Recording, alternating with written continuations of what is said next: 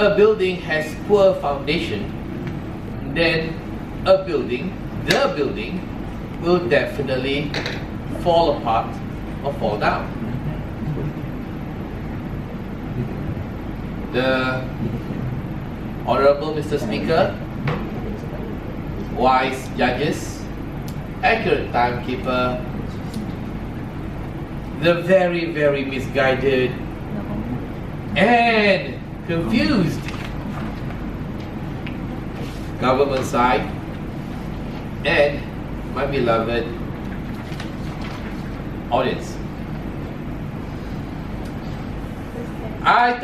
We totally disagree with the points and the rebuttal brought by the government whip. There's several reasons why we say this. First, the mechanism of selecting athletes in real need of drugs to help them perform at the best of their ability, and athletes who are already performing at their best ability but require drugs to cheat are not properly defined. There's no mechanism addressing this issue. So if there's no mechanism addressing this issue, then it is very likely that there will be many athletes who will be using drugs to cheat. Now, how are we to know whether the drug being used is for the purpose of helping the athlete to overcome muscle pain, or on the other hand, they're using the drugs to cheat to help them build better muscles so that they are stronger and so that they can be faster? So the mechanism proposed by the government is already faulty, and by this they should fall. The points brought up by the side government. First, economy. They have asserted several times through the second minister and the whip that by allowing drugs to be used in professional sports,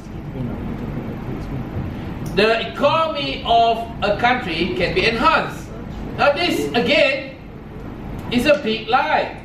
We tell you that it is a lie because there's no research, no proven record that shows that a country can benefit economically from the introduction of drugs by allowing drugs in professional sports.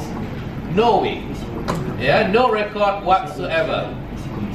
Okay? They also asserted that the economic benefit is derived when because the drugs will be produced in a country, only in one country. Now, where do you get this fact from? Because drugs are produced from various countries around the world. Drugs are produced in India, drugs are produced in South Africa, drugs are produced in Europe, drugs are produced in the US, not from a specific country. Russia, the example given by you, cannot produce all the drugs in the world. Yes, your point?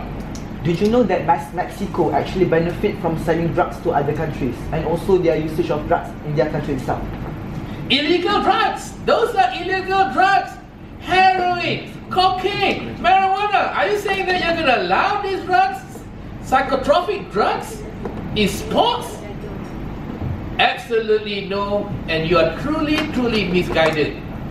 Listen. Psychology. You have also asserted, the government bench has also asserted that by allowing drugs, it will help the athletes to perform better psychologically. Psychologically, think about this. If they need a psychological crutch to perform better by taking these drugs, then they are not athletes. They are not athletes. So therefore, their foundation is weak, their arguments are weak. So let me repeat what we have asserted, the opposition bench. We have asserted that, firstly, in sports sports is a competition between athletes showcasing their performance. It is not a competition between drugs.